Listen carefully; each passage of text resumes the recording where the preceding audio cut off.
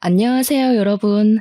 저는 아직 창창한 나이라고 생각하며 살고 있는 30대 후반으로 접어든 여성입니다.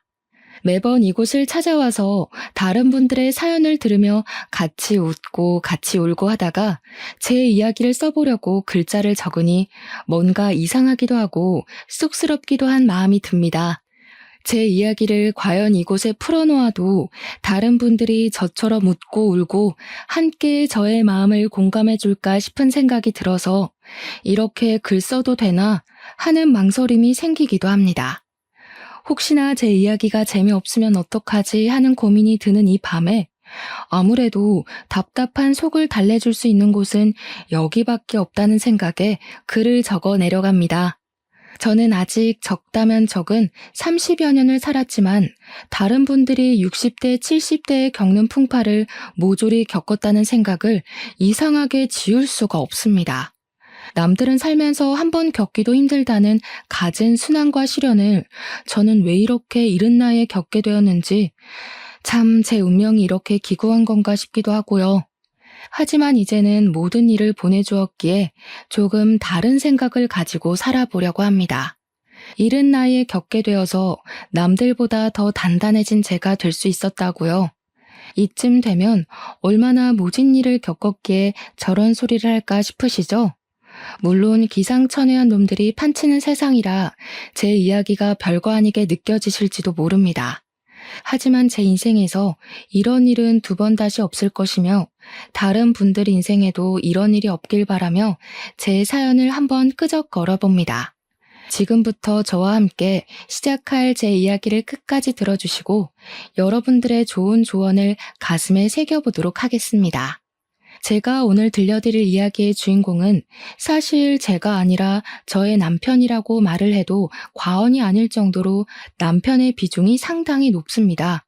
다른 분들도 남편을 남의 편이라 부르며 많은 이야기들을 하시던데 저의 남편은 참으로 특이한 점이 하나 있습니다. 그게 무엇이냐 하면 바로 제 남편이 아주 어마어마한 구두쇠 중에 구두쇠라는 점입니다. 동화책에서나 나오던 스크루지 아저씨 그 인간보다 더하면 더했지 덜하지 않은 사람이죠. 정말 저는 살면서 이렇게까지 돈을 아낄 수 있나? 사람이 이렇게 짠돌이일 수 있나 하는 마음을 매일같이 느끼면서 살았습니다. 왜 그런 남자와 결혼을 했냐 싶으시죠? 처음에 저는 남편의 근검절약하는 모습이 너무 검소해 보이고 신중해 보이고 이 사람이랑 살면 평생 돈 걱정은 안 해도 되겠구나 싶었습니다. 어떻게 보면 그 구두쇠 짠돌이 같은 모습이 제 마음을 움직이게 만든 결정적인 부분이기도 했던 것입니다. 저랑 남편은 제가 다니던 직장에서 만나게 되었는데 제가 일하던 곳이 주방용품, 그러니까 업소용 주방 가전, 가정용 주방 가전 같은 것을 파는 매장이었습니다. 그 매장에서 저는 일개 직원에 불과했지만 우리 남편은 그 커다란 매장을 운영하고 있는 사장님이었습니다. 매장이 꽤 큰 매장이기도 했고 물건을 파는 게 아무래도 가전 쪽이고 업소용이 훨씬 많다 보니까 매출 자체는 꽤 많은 그런 매장이었습니다. 원래 주방 가전이라는 게 여성들의 마음을 움직이게 하는 전자제품이다 보니까 구매를 하러 오시는 분들이 통 크게 주문을 하시곤 하셨거든요. 한마디로 남편은 현금을 꽤 만지는 사람이었습니다. 현금으로 사면 살짝 할인도 해드리고 수수료도 조금 빼주고 하고 있기 때문이었습니다.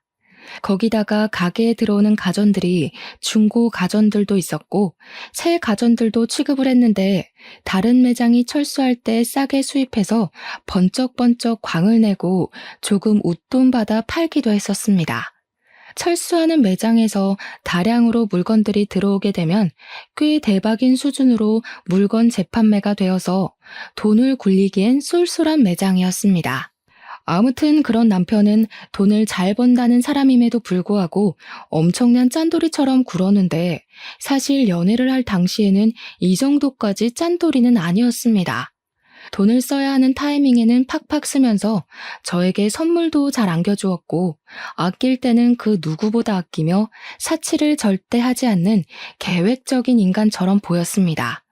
거기다가 남편이 저보다 10살이나 연상이었기 때문에 사실 연애를 할 당시에 제가 지나가는 말로 예쁘다 하면 바로바로 결제를 해주는 그런 남자였죠. 한마디로 사랑하는 사람에게만큼은 절대로 돈을 아끼지 않는 이 시대 최고의 남성이었단 말입니다. 하지만 사업장에서는 연애할 때의 모습과는 전혀 다르게 조금 구두쇠처럼 굴기는 했었습니다. 뭐 예를 들면 회식을 할 때 메뉴는 무조건 돼지로 통일이라거나 커피 같은 것도 직원들이 지나가는 말로 아메리카노 먹고 싶다고 말을 해도 믹스커피 타서 냉장고에 넣어두고 먹으라고 모르쇠처럼 굴기도 했습니다. 물론 저는 그렇게 아끼는 모습이 밉게 보이지 않았고 오히려 사람이 계획적으로 돈을 사용하는구나 멋있다 하고 느끼고 있었습니다. 왜 그런 모습이 멋있었냐고요? 그 이유는 저희 아버지께서 돌아가시기 전에 친한 친구분께 보증을 잘못 서주었다가 집이 쫄딱 망하면서 엄청나게 힘들게 살았기 때문이었습니다. 정말 너무너무 먹고 싶은 음식 한번 제대로 먹지도 못했고 사고 싶은 옷이나 화장품 따위의 것들도 사지를 못했습니다. 아버지 친구분의 뒤통수로 인해 그 빚을 전부 막아내고 갚아내느라 아버지께서는 한평생 팔자에도 없는 막노동을 하면서 돈을 악착같이 모으셨습니다. 그리고 그 빚을 몇 년에 걸쳐서 온 가족이 다 갚은 지 2년이 되던 어느 날 막노동을 하며 얻게 된 폐병으로 인해서 아버지는 세상을 등지게 되었습니다. 저는 정말 그 이후로 보증은 당연한 이야기고 그 어떤 사람에게도 5만 원짜리 한 장 돈을 빌려줘 본 적이 없는 사람이 되었습니다. 저도 돈이 생기면 무조건 저금을 하고 계획을 가지고 돈을 쓰는 사람이 되었던 것입니다. 저도 물론 남편을 만나기 전에 여러 연애를 하면서 살았는데 그때마다 남자친구들이 저에게 짠순이라며 저의 근검절약을 나쁘게 보는 사람들이 덜어 있었습니다. 그래서 저는 저처럼 절약하는 습관이 있는 남자를 만나고 싶다는 생각을 꾸준히 해왔었는데 완벽하게 제 남편이 제가 원하는 모습을 하고 있더라고요. 우리 남편은 정말 심각한 구두쇠지만 저에게만큼은 돈을 아끼지 않겠다고 하지 않았겠습니까? 그러니 제 눈에는 누구보다 1등 신랑감으로 보였던 겁니다. 우리 남편이 저보다 10살이 연상이었기 때문에 사실 얼굴이 좀 많이 늙어 보이기도 했고 몸매도 아저씨처럼 볼품이 없는 사람이긴 했습니다. 하지만 그 모든 단점이 우리 남편의 절약 정신으로 용서가 되었습니다. 저의 앞으로의 미래를 생각하면 편하게 살 수 있겠다 싶은 그런 남자요. 주방 가전을 다루고 있는 매장을 운영해서 그런 건지 주부들의 세심한 고충을 잘 이해하고 있는 내 남편이 얼마나 든든해 보였는지 상상이나 가실까요? 남편이 물건을 사러 온 주부들에게 입만 딱 열면 주부들이 그 언변에 살살 녹아서 물건을 구매해 가곤 했습니다. 이쯤에서 우리 남편의 자랑 아닌 자랑을 멈추고 이야기를 하자면 저는 남편에게 프로포즈를 받았고 결혼을 하기로 했습니다. 아버지가 돌아가신 이후에 쭉 혼자 살고 계시던 저희 어머니께서도 진심으로 기뻐해 주시면서 저의 결혼을 지지해 주셨습니다. 그런데 참으로 이상하게 말입니다. 도총각을 제가 구제해주는 것이나 다름이 없음에도 우리 시모가 저를 별로 마음에 들어하지 않는 게 아니겠습니까? 왜 그런 건지는 모르겠는데 대충 제 예상으로는 아들이 결혼을 한다고 하니까 본인에게 주는 용돈이 줄어들지는 않을까 걱정스러움에 결혼을 반대하는 것 같았습니다.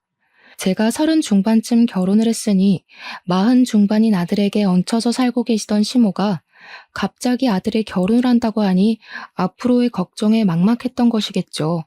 남편이 그동안 시모를 완전히 모시고 살고 있었는데 남편 또한 저희 집처럼 일찌감치 시부를 떠나보내고 시모 혼자서 남편을 키운 한부모 가족이었기 때문이었습니다. 하지만 시모는 저희 어머니와는 조금 다르게 근검절약과는 거리가 있는 사람이었습니다. 이상하게 시모는 사치를 즐기시는 것 같더라고요. 시댁에 인사를 드리러 방문을 했는데 방 한 칸이 시모가 모은 명품백과 명품 옷들로 가득 차 있는 걸 보고 상당히 놀랐다고나 할까요? 오히려 젊은 저보다 명품 브랜드를 훨씬 많이 알고 매번 새로 나오는 신상품들도 줄줄이 꿰고 있었습니다. 시모의 탐탁지 않음을 견뎌내고 결혼식을 올리고 신혼생활이라는 것을 시작하게 되었는데 진짜 결혼한 지 한 일주일쯤 지났을까요? 황당한 일이 벌어지게 되었습니다. 갑자기 남편이 운영하던 매장에 세무조사가 들어오게 되었는데 남편이 보유한 현금과 주식에 대한 세금을 내야 한다고 신고를 받았다고 하더라고요. 누가 했는지 모르겠지만 남편이 그동안 뒤로 몰래 숨겨놓은 현금들이 꽤 있었고 세무조사가 들어오게 되면서 남편은 그 돈을 다시 옮겨놔야 했습니다. 남편은 세금을 줄이기 위해서 백방으로 발에 땀이 나게 돌아다니며 물어본 결과 보유하고 있는 주식들만 와이프에게 양도를 해도 세금이 줄어들 것이란 이야기를 듣게 되었습니다. 남편은 세금을 내는 돈이 세상에서 제일 아까운 돈이라고 하면서 저에게 주식을 양도해주겠다고 이야기를 했고 사실 저는 끼름칙해서 싫다고 했습니다. 남편은 줄기차게 부부간에 양도를 하는 것이라며 절대로 법적으로 문제될 일이 없으니 안심하라고 저에게 주식을 대거 옮겨두었습니다. 사실 저는 세금이라는 건 국민이라면 누구나 내야 하는 부분이고 이런 행동이 탈세라는 행동이라 생각을 하고 있었습니다. 마음 같아서는 끝까지 받고 싶지 않았죠. 이렇게까지 귀찮은 짓을 벌이며 세금을 내지 않으려고 하는 남편이 이해가 가지 않았습니다. 결혼한 지 3개월이 지났을 때부터 저는 점점 남편에게 실망할 만한 일들이 생기기 시작했습니다. 남편은 병적으로 저에게 돈을 주는 것을 싫어했고 돈을 아끼기 시작했습니다. 어떤 일까지 있었냐 하면요. 제가 올이 나간 스타킹을 버리려고 하자 남편이 득달같이 달려와서는 멀쩡해 보이는데 이걸 왜 버리냐고 잔소리를 하더라고요. 올이 나가서 신을 수가 없다고 했더니 다 사용할 곳이 있다고 하면서 욕실에서 거의 다 쓴 조각난 비누들 있죠? 그걸 모아둔 통을 들고 오는 게 아니겠습니까? 저는 비누들을 버리지 않고 모아둔 남편에게 한 번 놀랐고 그 비누 조각들을 전부 스타킹에 모아서는 씻으라고 던져주는 남편에게 2번 놀랐습니다. 사람이 절약을 하면서 살 줄 알아야지. 예전에는 이 비누들 다 모아다가 빨래하는 데 쓰고 그랬어.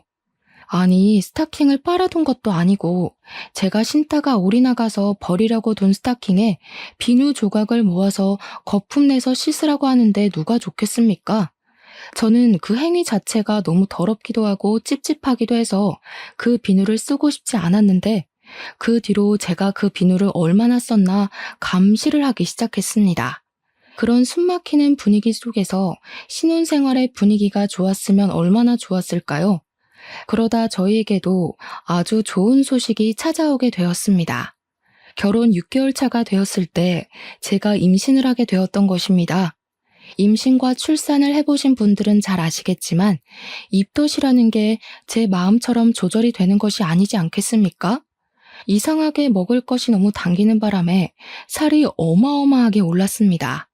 제 몸무게가 결혼할 때쯤 50kg 정도였는데 만삭 때 무게는 76kg가 될 정도로 살이 엄청나게 붙게 되었습니다.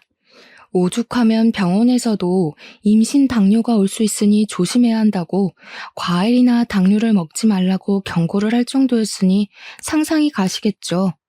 처음에 살이 붙기 시작했을 때 남편은 임신했으니까 살이 붙는 건 당연한 거라고 마음껏 먹으라고 저를 안심시켜 주었지만 날이 갈수록 불어나니 눈치를 주더라고요.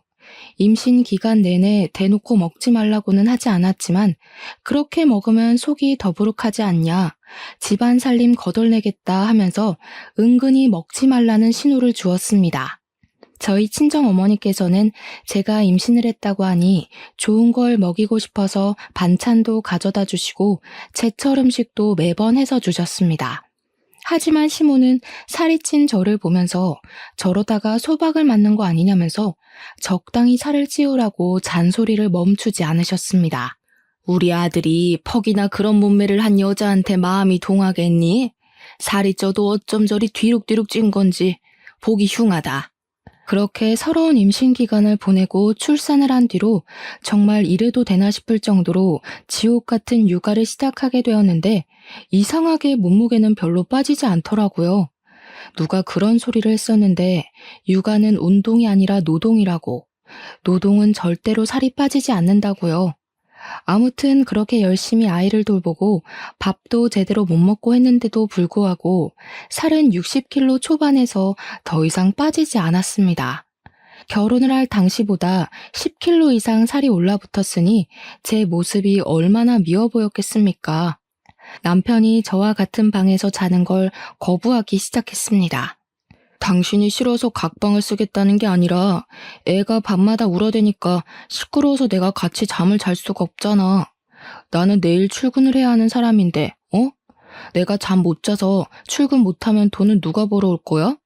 애 때문에 잠을 푹 못 자니까 내일 일에 지장이 생기잖아. 아무튼 따로 잘 테니까 그런 줄 알아. 저는 그런 남편에게 배신감이 느껴지기도 했고 서럽기도 했지만 생활비가 전부 남편의 주머니에서 나오고 있었으니 어쩔 수가 없었습니다. 아이가 생후 10개월을 막 넘겼을 때 갑자기 열이 엄청나게 나면서 온몸이 새빨갛게 달아오르고 아기가 힘없이 축축 늘어지기 시작했습니다. 하필이면 그날이 금요일 밤이었고 병원 문이 열려있는 곳이라고는 응급실밖에 없는 상황이었습니다.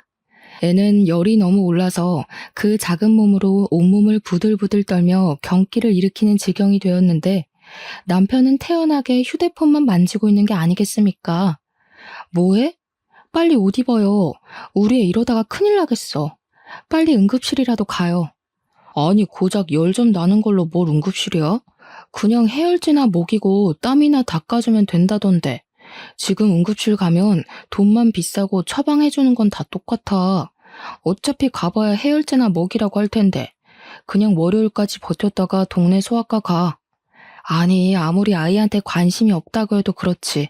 말도 못하는 우리 아기가 아픈데 돈 아깝다는 말이 나올 수가 있는지 정신이 나갈 것 같더라고요. 저는 열 경련을 일으키는 아이의 열을 내리려고 온몸을 미지근한 수건으로 닦아주고 있었는데 그 물이랑 수건을 너무 화가 나서 남편에게 던져버렸습니다. 당신이 그러고도 애 아빠야?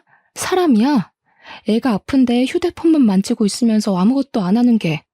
아이씨, 오래간만에 쉬는 날인데 별걸로 다 난리야. 그러더니 저를 째려보면서 축축하게 젖은 옷을 벗어 거실 바닥에 아무렇게나 던져두고는 방으로 쑥 들어가는 게 아니겠습니까? 저는 결국 터져나오는 눈물을 참지 못하고 애를 둘러엎고 택시를 타고 응급실에 갔는데 우리 애가 폐렴이라고 하더라고요. 정말 응급실 구석에서 그 작은 발에 수액을 맞고 있는 아이를 보면서 엉엉 울다가 처음으로 이혼이라는 것을 결심하게 되었습니다. 그런데 제가 이혼을 결심한 그 응급실 사건이 있었던 날 이후로 남편의 단점들 중에서도 엄청난 단점들만 제 눈에 쏙쏙 들어오는 게 아니겠습니까?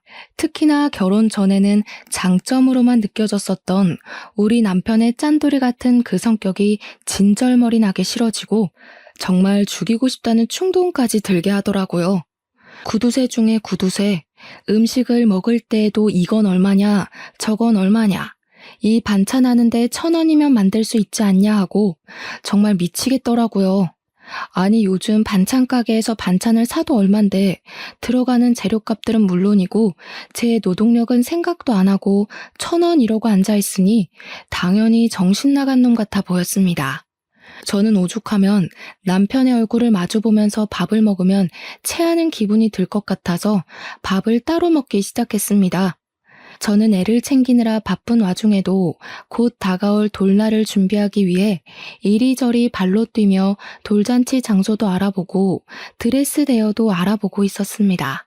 처음으로 맞이하는 생일이기도 하고 우리 아이만큼은 화려하게 첫 생일상을 차려주고 싶은 마음에 주위에도 돌잔치를 할 거라고 신나게 떠들고 다녔습니다. 당연히 우리 남편도 둘도 아니고 하나뿐인 아이인데 돌잔치만큼은 통 크게 신경 써줄 거라고 믿고 있었기 때문에 백방으로 알아보고 다녔습니다.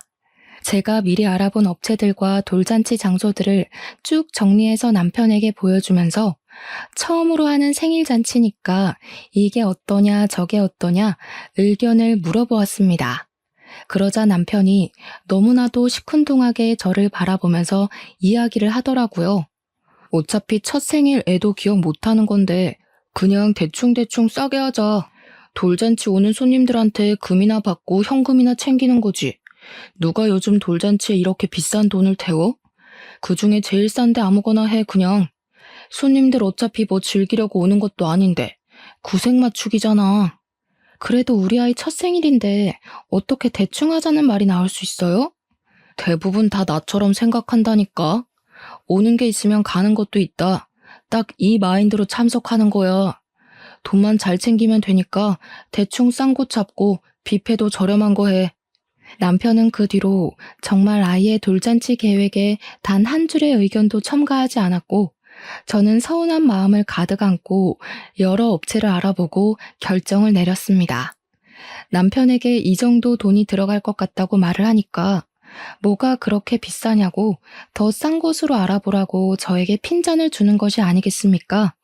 뭐만 하면 돈돈거리니까 저도 서운하고 기분이 나빠서 친구들을 만나 수다라도 떨고 와야겠다는 생각이 들더라고요. 그런데 남편이 정말 생활비로 주는 현금이 엄청나게 적기도 했고 카드를 쓰면 카드 내역이 전부 남편에게 문자로 전송이 되고 있었습니다.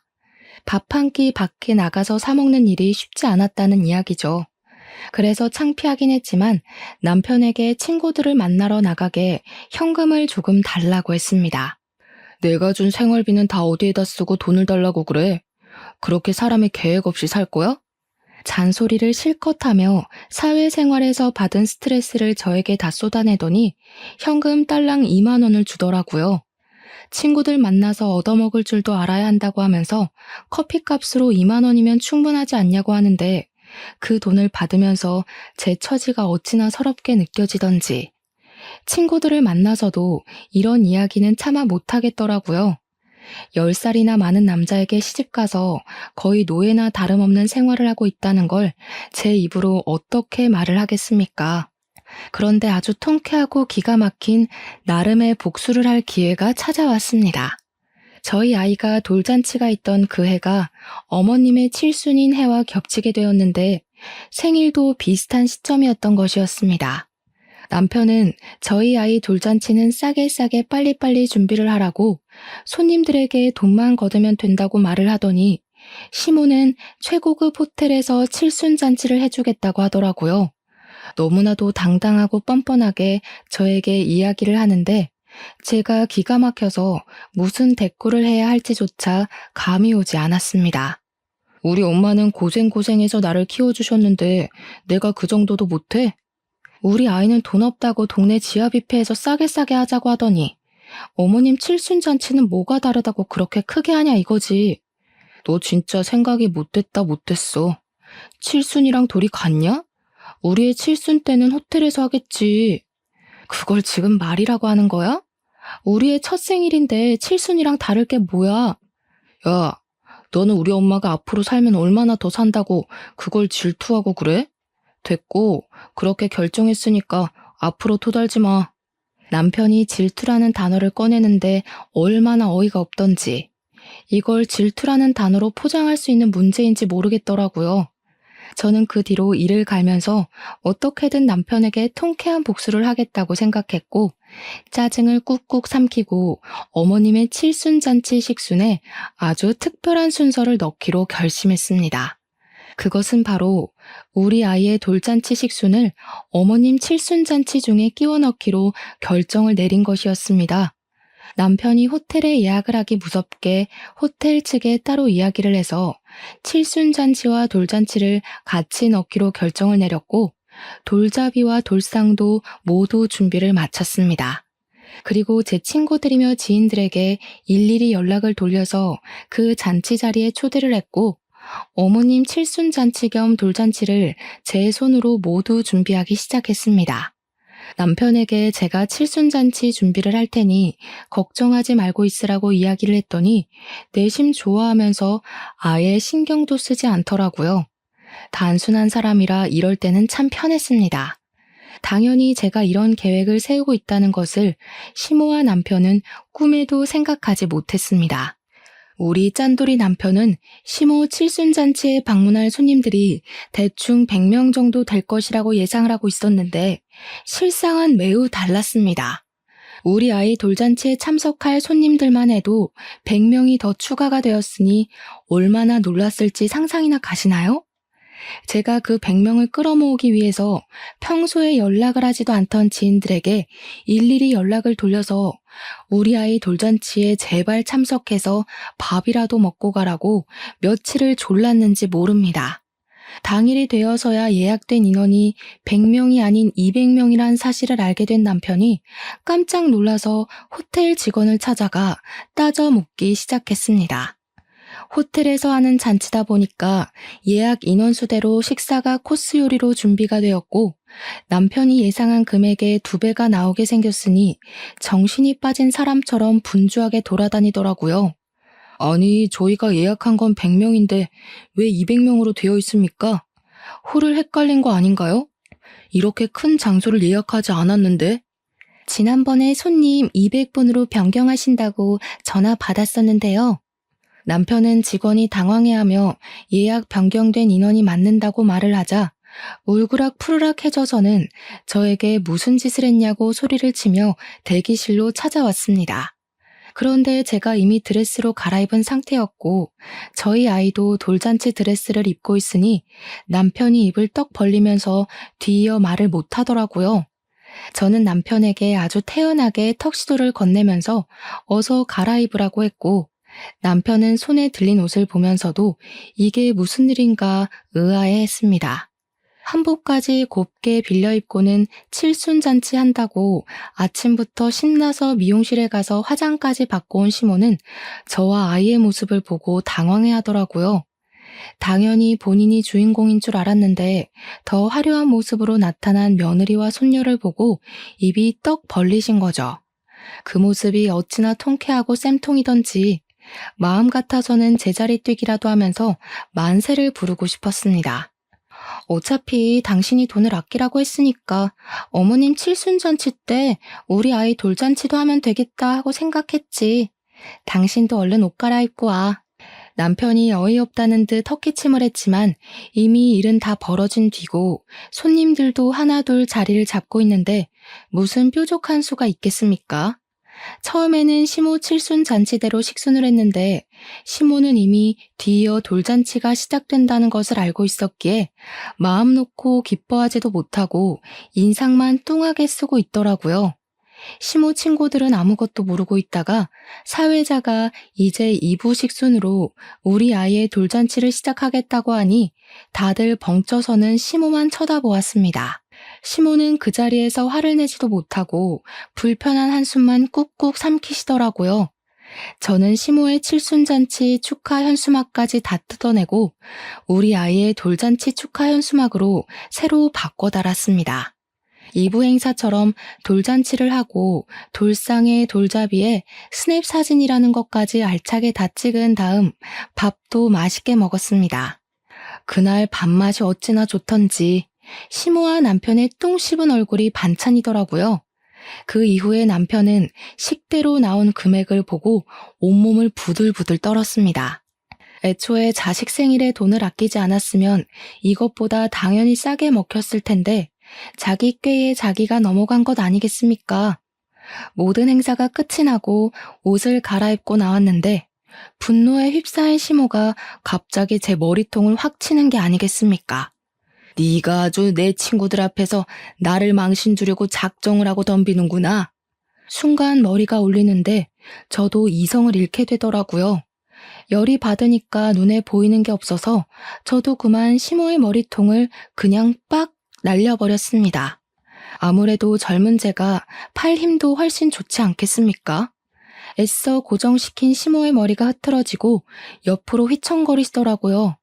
시모가 진짜 아프긴 아팠는지 눈물을 뚝뚝 흘리면서 남편을 바라보는데 남편이 씩씩거리면서 시모 편을 들더라고요. 너 정신 나간 게 틀림없구나. 지금 우리 엄마를 때려? 야, 너네 엄마가 내 머리통 때린 건 눈에도 안 보이냐? 야, 너네 엄마? 이게 진짜 그거랑 그게 같아? 어? 너 식대가 지금 얼마가 나온 줄 알고 이러는 거야? 이 홀 빌리는 데만 1,000만 원이야. 그런데 지금 식대만 2천만 원 나온 게 말이 되냐고. 너네 엄마네 손님들은 돈도 별로 안 내놓고 갔나 봐. 우리 애 손님들은 금반지에 돈봉투 아주 두둑하게 했던데. 그걸 왜 네가 챙겨? 내놔. 어머, 이걸 어쩌지? 현금은 이미 통장에 넣었고 금반지는 우리 엄마한테 녹여서 목걸이 만들어달라고 보냈는데. 그렇게 통쾌한 복수를 하고 난 이후 남편은 아주 치사한 방법으로 저를 괴롭히기 시작했습니다. 바로 생활비를 확 줄여버린 것이었습니다. 남편은 생활비를 줄이면서 저에게 돌잔치 때 돈 많이 챙긴 거 아니었냐고 그 돈으로 생활하면 되겠다고 비아냥거렸습니다. 저는 아기 분유값에 기저귀 값에 부가적으로 들어가는 돈 때문에 힘들어 죽겠는데 남편이라는 놈이 저런 식으로 나오니까 열이 받아서 더는 이렇게 못 살겠다 싶었습니다. 거기다가 저랑 애한테 들어가는 돈은 그렇게나 아끼고 아껴대면서 자기 먹고 노는 돈이랑 시모에게 들어가는 사치 비용은 하나도 아끼질 않더라고요. 맨날 말로만 죽겠다 죽겠다 하고 정작 쓰는 돈은 펑펑 쓰니 제가 열이 안 받겠습니까? 지 허리벨트 하나 사는 것까지도 전부 명품으로 긁어대면서 우리 아이와 저는 이렇게 거지꼴로 아껴 살아야 하나 싶은 생각이 들었습니다. 그러던 어느 날 항상 하늘은 불쌍한 자를 돕는다고 하지 않겠습니까? 우리 남편이 친구를 따라가서 돈을 더 불리고 싶다는 욕심에 큰 투자를 하나 하게 되었습니다. 물론 저에게는 비밀로 하고 가게 보증금까지 담보로 잡고서는 고위험에 속하는 주식 투자를 하나 들어가게 되었는데 사실 저희 남편이 투자를 잘하긴 하거든요. 엄청나게 좋은 주식이라는 말에 큰돈 한번 당겨보자는 심산으로 친구 따라 알아보지도 않고 아무 주식이나 들어갔다가 휴지 조각으로 변해버리고 만 것입니다. 있는 돈으로만 투자를 했으면 돈 잃고 마는 것인데 가게에 보증금까지 걸어뒀으니 남편 발등에 불똥이 튀기 시작한 거죠. 거기다가 엎친 데 덮친 격으로 팔았던 물건들에 어마어마한 클레임이 걸려오면서 된통 그 값까지 뒤집어 쓰게 된 것입니다. 우리 남편은 순식간에 빚더미에 앉은 알거지가 되었습니다. 남편은 급한 불을 끄고자 시모에게 가서 돈을 좀 빌려달라고 했는데 저희 시모도 엄청난 사치왕이라고 하지 않았겠습니까? 당연히 돈 없다고 했다더라고요. 그 이후에 남편은 정말 정신 나간 사람처럼 쉬지 않고 이곳저곳에 돈을 빌리러 다니기 시작했는데 어쩜 돈을 빌려주겠다고 나서는 친구가 하나도 없었습니다. 저는 그런 초라한 남편의 모습을 보면서 깨닫게 되었습니다. 남편이 오죽 짠돌이처럼 굴었으면 이런 위급한 상황에 돈을 빌려줄 친구가 하나도 없는지 말입니다. 저도 물론 근검절약하는 생활을 이어가긴 했지만 남편은 저와 수준이 다를 정도로 주위 사람들에게 돈을 아끼면서 살았거든요. 자기가 밥을 살 때에는 싸구려만 먹이고 남한테 얻어먹을 때는 하나라도 더 뽑아 먹으려고 애를 쓰는 사람처럼 살았으니 누가 남편을 돕고 싶겠습니까?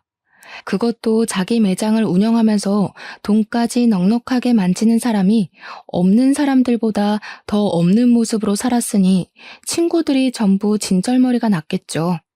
도울 때 확실하게 도울 줄 알았어야 했는데 남편에게 그런 지혜는 전혀 없었던 것입니다. 여보, 나 진짜 이러다가 가게고 나발이고 거리에 나앉게 생겼다고. 처가에 가서 돈이라도 좀 빌려달라고 해봐. 어? 저에게 사정사정을 하다가 돈 빌려오라고 윽박을 질렀다가 하는데 저는 그런 남편의 모습이 너무나도 웃겨서 깔깔거리며 비웃어 주었습니다. 남편이 정신나간 년처럼 웃는 저를 보면서 머리가 어떻게 된 거 아니냐고 우리 가족 전부 거리에 나앉게 생겼는데 웃음이 나오냐고 소리를 치더라고요. 저는 그런 남편에게 정색을 하며 이야기를 했습니다. 왜 웃으면 안 돼? 그동안 지사치하는데 돈 쓰고 할 때는 아까운 줄 모르고 팍팍 쓰더니 이제 와서 아쉬우니까 친정 타령? 우리 집에 도대체 뭘 해준 게 있다고 우리 엄마 돈을 가져오라고 하는 건데? 당신 진짜 양심 없다. 가족이니까 당연히 사이가 힘든데 한 푼이라도 더 쥐어줘야 하는 거 아니냐? 어? 당신은 우리 엄마한테 뭐 하나 해준 거라도 있어? 사람이 어떻게 매번 주거니 받거니 해. 이번에 도와주시면 내가 또 언젠가 도움이 될 날이 있지 않겠냐고. 지금 당신 꼴을 보면서 이야기해. 당신이 얼마나 짠돌이처럼 굴고 사람들을 못 챙겼으면 이렇게 힘들 때 나서서 도와주겠다는 사람이 하나도 없어? 가게나 정리하고 빚이나 막아. 그랬더니 남편이 입에 거품을 물면서 가게를 정리하고 나면 우리 가족들 전부 뭐 먹고 살라고 그런 소리를 하냐고 화를 내는 게 아니겠습니까? 정말 연애할 때랑은 판이하게 다른 모습으로 저에게 신경질을 내는데 제가 그동안 이딴 저급한 인간을 남편이라고 믿고 살았다는 게 후회가 되더라고요.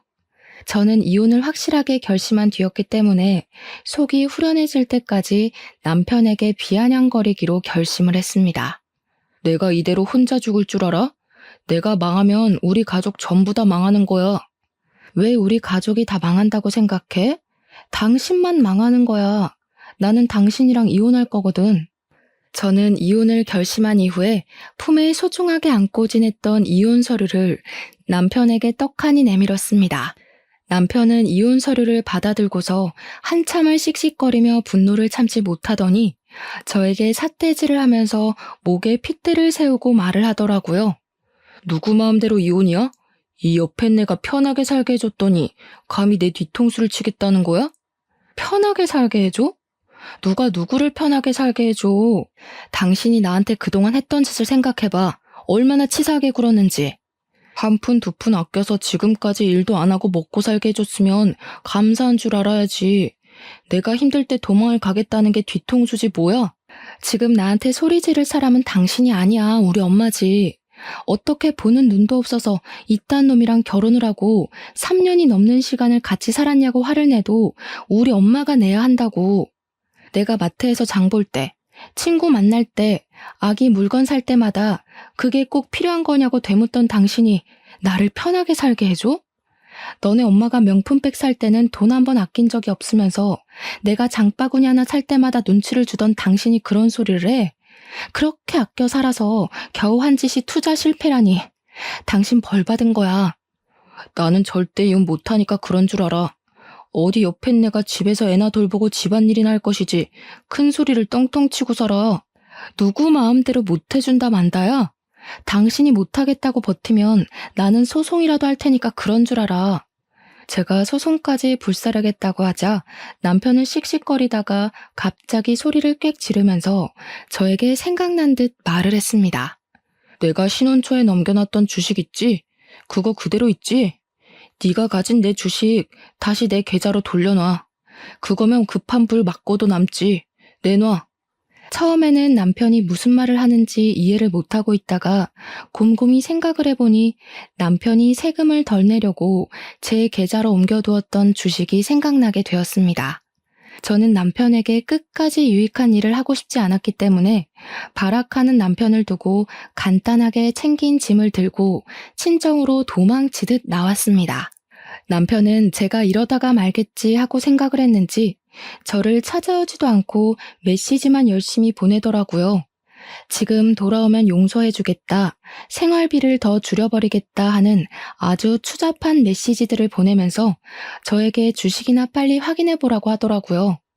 저는 남편의 마지막 메시지를 확인하고 생각이 나서 힘들게 주식 앱을 설치하고 들어가서 잔고를 확인해 보았습니다. 그리고 저는 너무 놀라서 입을 틀어막게 되었습니다. 글쎄 그 주식이 그 3년 사이에 10배가 넘게 펄쩍 뛰어오른 것이 아니겠습니까? 저는 정말 제 눈을 비비면서 이게 뭔가 싶어 0이 붙은 숫자를 다시 한번 확인했습니다. 마치 로또를 맞아도 이런 금액을 맞을 수 없을 것이다 싶을 정도로 제 현실을 의심하게 되었고 정말 이 돈이 내 계좌에 들은 잔고가 맞나 몇 번을 확인했습니다. 아무리 눈을 비비고 팔을 꼬집고 해도 그 돈은 그대로 제 계좌에 들어있더라고요. 그 주식이 연예계 엔터테인먼트 회사 주식이었는데 아이돌 그룹이랑 배우들이 성공을 하면서 회사 자체가 몇 년 사이에 대박이 났다는 것입니다. 해외 진출에도 성공하게 되면서 외국 투자자들이 탄탄하게 투자를 했고 그 덕으로 대박이 터져서 엄청나게 성장을 한 회사라고 하더라고요. 제가 너무 의심이 되어서 인터넷 기사까지 검색을 해보았다니까요. 처음에는 분명 1억 조금 넘는 금액이었던 주식이 3년 사이에 10억이 넘게 불어난 걸 보니까 왜 사람들이 주식을 하는지 알 것 같았습니다. 남편은 저에게 확인을 해보았냐고 당장 돌려달라고 말을 하는데 제가 그 돈을 왜 돌려주어야 하는지 모르겠더라고요. 사실 부부간의 재산이고 그 당시에 세금을 내지 않기 위해 양도했던 것이기 때문에 저의 재산이나 다름없는 돈 아닌가 싶었습니다. 그동안 저에게 돈을 가지고 치사하게 굴었던 적이 한두 번이 아니었던 남편에게 이 주식이야말로 정말 복수의 마지막을 장식할 수 있는 기회 아닌가 싶었습니다. 저도 갑질을 하기로 마음을 먹고 변호사를 찾아가서 시집살이 당했던 것, 남편이 생활비로 치사하게 군 것, 마지막으로 양도받은 주식 이야기까지 모조리 털어놓았습니다. 변호사는 저에게 세금을 피하기 위한 불법적인 수법으로 양도를 했기에 이 주식을 굳이 돌려주지 않아도 된다고 말을 하더라고요. 재산 분할을 해달라고 해서 나누게 된다고 하더라도 유책 배우자가 남편이기 때문에 얼마 못 가져갈 거라면서 저에게 단단히 버티라고 하시더라고요. 변호사님까지도 제 편을 들어주시는데 제가 화려한 뒤통수를 때려야 하지 않겠습니까? 남편이랑 시모는 그 주식값이 뛴 것을 보고 계속해서 저를 귀찮게 했지만 저는 그들을 완벽하게 무시했습니다. 결국 남편의 가게가 넘어가고 가게며 집이며 전부 빨간 딱지가 붙어버렸고 우리의 신혼집 또한 경매로 넘어가게 되면서 남편은 시모 집에서 얹혀 살게 되었습니다. 시모는 망해버린 아들이 돈까지 주지 않으니까 사치를 못해서 답답해 죽겠다며 읍수를 했습니다. 결국 둘 다 저를 찾아와 무릎을 꿇고 빌면서 한 번만 도와달라고 사정사정을 하더라고요. 제가 가진 돈의 반의 반만이라도 나눠주면 안 되냐고 잘못했다고 말입니다. 저는 당연히 그들의 처지를 비웃으며 응, 안 돼, 돌아가 하면서 약을 올렸습니다. 내가 당신한테 돈 가지고 벌벌 기었던 걸 생각하면 이 뒤통수에 몇 배를 돌려주어도 모자랄 지경이야. 앞으로도 그렇게 짠돌이처럼 아껴 살면서 돈 모아서 갚도록 해. 알겠지? 아, 그래도 내가 그동안 살았던 정이 있으니까 밥 사 먹을 돈은 줄게. 그러면서 지갑에서 딱 2만 원을 꺼내서 남편에게 주었습니다. 남편은 돈을 받으면서 부들부들 떨더라고요. 밥 먹는데 무슨 10,000원씩이나 들어? 적당히 분식 같은 거 사 먹어. 그럼 넉넉하게 쓸 수 있어. 아메리카노도 한 잔 먹고. 남편이 벙찐 얼굴로 저를 바라보는데 친정 어머니께서 경찰에 신고를 하셨더라고요. 여기 주거 침입한 사람들 당장 잡아가라고요. 경찰이 와서 시모와 남편을 잡아 끌고 가는데 끝까지 시모는 발악을 하고 남편은 망연자실한 얼굴로 아무 소리도 못하고 질질 끌려나갔습니다. 결국 남편이랑은 7개월의 소송 끝에 이혼을 하게 되었고 재산 분할해주라는 결과가 나오긴 했는데 주식의 10%만 주면 된다고 하더라고요. 쿨하게 딱 1억 송금해주고 끝냈습니다. 저는 남편 덕에 공짜로 얻은 돈으로 우리 아기를 잘 키우면서 행복하게 살고 있어요. 거의 9억이 넘는 돈이 생긴 덕분에 지금은 친정 어머니와 함께 여유 있는 생활을 즐기는 중입니다. 해외까지는 아니지만 국내 여행도 자주 다니고 있고 우리 아이를 위해 부족함 없이 지내고 있어 몸도 마음도 건강해지고 있답니다. 여러분께서 큰 결정을 내릴 때 저의 이야기가 도움이 되길 바라면서 오늘 저의 사연은 여기서 마치도록 하겠습니다. 감사합니다.